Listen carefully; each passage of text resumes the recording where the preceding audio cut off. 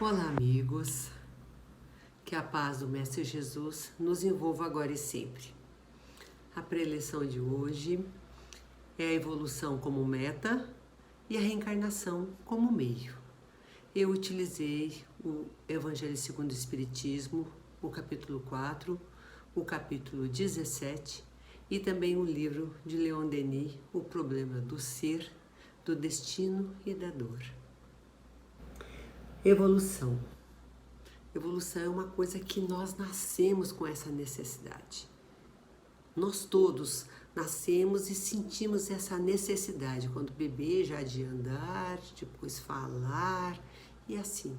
Então é um processo natural. Faz parte da lei do progresso. Quando eu falo em evolução, é a evolução do espírito. Nós somos espírito que estamos estagiando na carne. É importante nós progredirmos profissionalmente, financeiramente, culturalmente, porque nós vivemos numa sociedade. Mas a evolução do espírito é que vai nos levar aos mundos felizes, que vai nos levar à perfeição. Alguns acreditam que nós temos uma única vida. Mas nós sabemos também que Deus é bondoso e justo. Então, todos teriam a mesma quantidade de felicidade. Todos teriam a mesma quantidade de dor. Todos teriam o mesmo sofrimento. Todos teriam a mesma alegria. As oportunidades seriam iguais se nós tivéssemos uma única vida, sendo Deus justo. Mas não é isso que nós vemos. Uns nascem na pobreza, outros nascem na riqueza. Uns têm uma casa luxuosa para morar, o outro mal tem uma casa. Uns têm uma saúde de ferro, o outro é doente, tem crianças que nem chegam a sobreviver. Isso seria justiça? Isso seria uma justiça do nosso Deus tão justo e bondoso? Eu acredito que não. Mas vamos prosseguir nas nossas reflexões e nós podemos concluir. Jesus consta no nosso Evangelho, no capítulo 4, que ele teve um encontro com Nicodemos. Nicodemos era um fariseu muito poderoso, influente, que mantinha vários jovens ao seu redor, onde ele orientava sobre as leis judaicas. Mas ele respeitava Jesus, porque ele conhecia a grandiosidade do Espírito que era Jesus. E ele pede um encontro com Jesus. Nesse encontro, ele indaga o que ele poderia fazer, como ele poderia chegar ao reino de Deus. E Jesus lhe responde que ninguém chegaria ao reino dos céus se não nascesse de novo. E o que Jesus queria dizer com isso? Que nós deveríamos voltar para o ventre da mãe, assim como Nicodemos entendeu? Não. Jesus já estava falando em reencarnação. Essa fala vai ficar mais clara com a revelação que trouxe Allan Kardec, que era o Espiritismo, a nossa terceira revelação. O Espiritismo vem esclarecer o que é a reencarnação. E o que é uma reencarnação? Reencarnar, nós que somos espíritos, nascemos num outro corpo. E por que nós fazemos isso? Por que reencarnar? Nós reencarnamos porque é a forma que nós temos de depurar nosso espírito, de nos condicionarmos a novas capacidades, a novas virtudes e também reparar os nossos erros.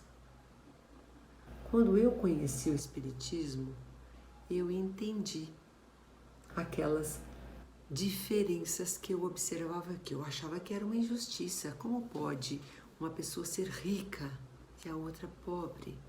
Como pode um jogar comida fora e o outro passar fome?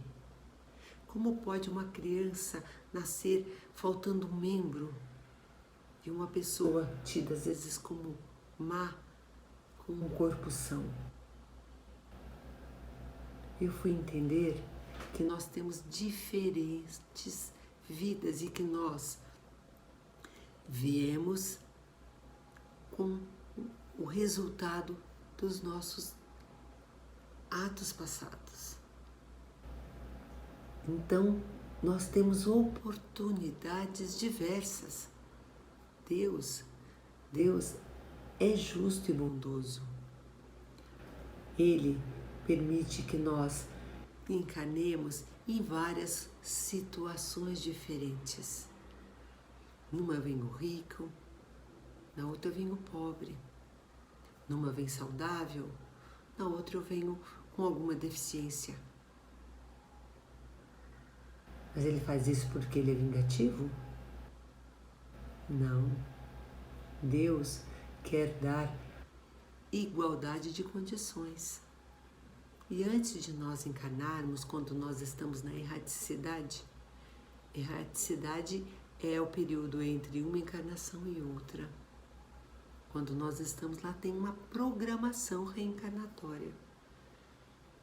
E lá é decidido onde nós vamos nascer, como nós vamos viver. E por quê?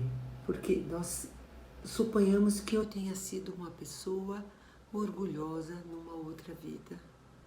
Eu vou voltar num ambiente onde vou ter várias situações, condição de eliminar o orgulho e experienciar outras qualidades. Então eu fui muito vaidosa. Eu venho numa situação onde eu vou ter possibilidade de eliminar a vaidade. Então, não é um castigo, é uma oportunidade que Deus nos dá. Eu também entendi com o Espiritismo que Deus cria todos os espíritos iguais, simples e ignorante. Mas tem uns que estão desenvolvidos, outros não. Por quê? Por que essa diferença? Primeiro, que não foram criados todos ao mesmo tempo. Então, nós temos diferença de idade. Mas Deus nos deu o livre-arbítrio. Essa liberdade de escolha pode nos ajudar ou pode nos atrapalhar.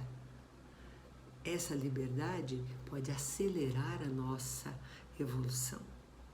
Pode estacionar ou pode até angariar mais débitos que nós vamos ter que reparar numa vida futura. O livre-arbítrio, os nossos atos, é que vão fazer a nossa evolução. Então, as diferenças dependem da idade e de cada um como aproveita aquela encarnação. Nós nascemos com uma herança. Nós trazemos tudo o que nós fizemos de bom e o que nós fizemos de ruim. O que nós fizemos de bom vai ser motivo de alegria. O que nós fizemos de ruim pode ser nossa desgraça. E também, se a falta que nós fizemos foi muito grave, nós podemos levar várias encarnações para poder nos redimir, para poder reparar esse ato. O destino nosso, quem traça somos nós, com os nossos atos, com as nossas decisões. Como eu disse, nada se perde. Só a reparação tem o poder de apagar o mal. Então, por isso que nós vamos ver, como nada se perde, por isso que nós vamos ver crianças que nascem e já se tornam diferentes, especiais, porque a bagagem que ela traz, ela já vem com uma carga de conhecimento,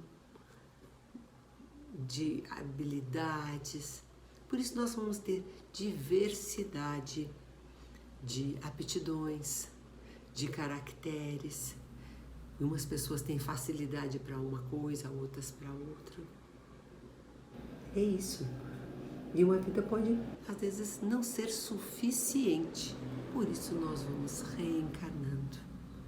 E a encarnação é o aperfeiçoamento do ser.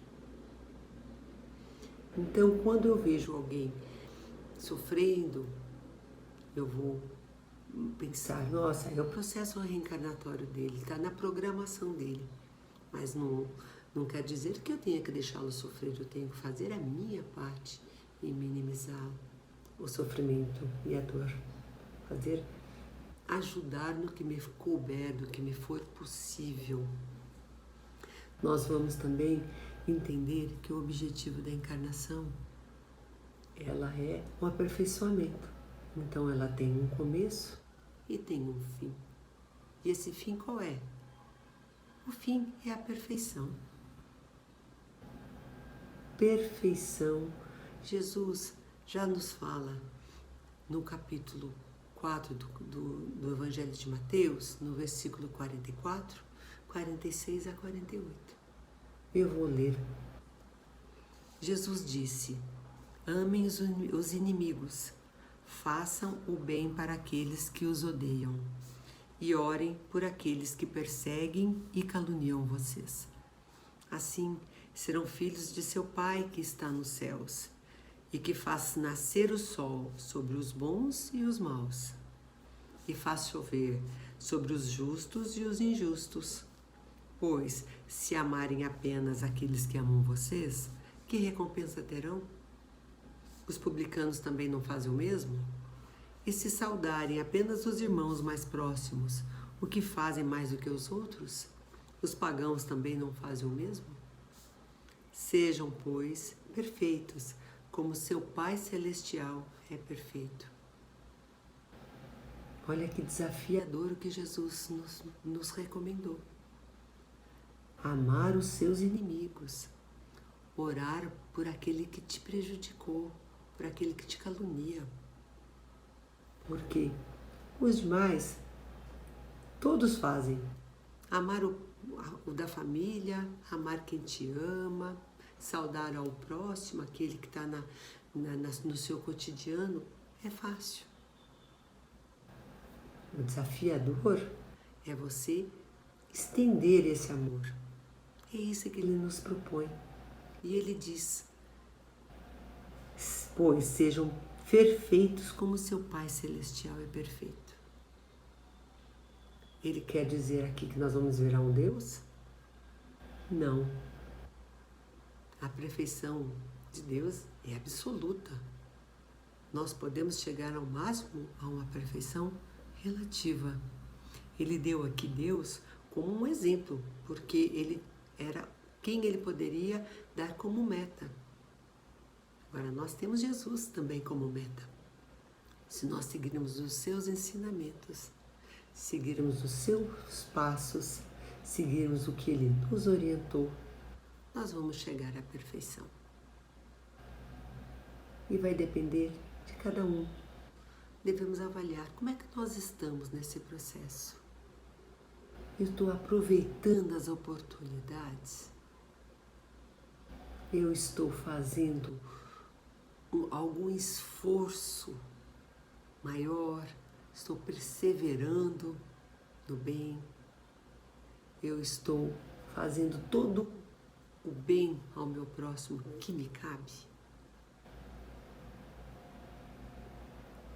Se nós seguirmos o exemplo de Jesus, mirando a perfeição de Jesus, nós vamos evoluir com mais rapidez e chegarmos à perfeição. Que Jesus continue nos abençoando nessa jornada rumo à perfeição. Obrigada.